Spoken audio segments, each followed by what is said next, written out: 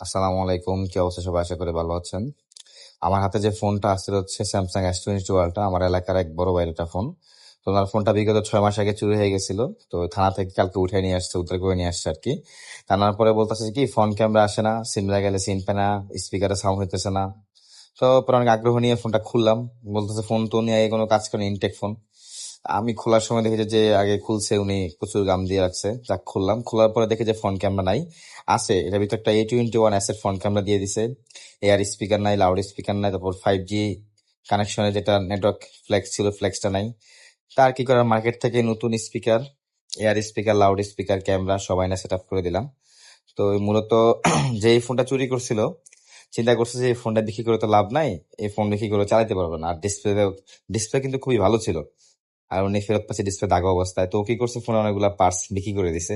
তো বর্তমান সময়ে চোরেরা ফোন চুরি করে ফোন না বিক্রি করে ফোনের পার্টস বিক্রি করতেছে। তারা কিন্তু সিস্টেম আপডেট করে ফেলছে। আর এটা যদি আমরা বাংলাদেশে জন্মগ্রহণ না করতাম তাহলে এই নতুন নতুন সিস্টেম গুলো আমরা দেখতে পেতাম না। বাংলাদেশে জন্মগ্রহণ করছে বলে নতুন নতুন সিস্টেম গুলো দেখতেছি। চোরও আজকাল ফোন চুরি করে ফোনের পার্টস চুরি করে রেখে দেয়।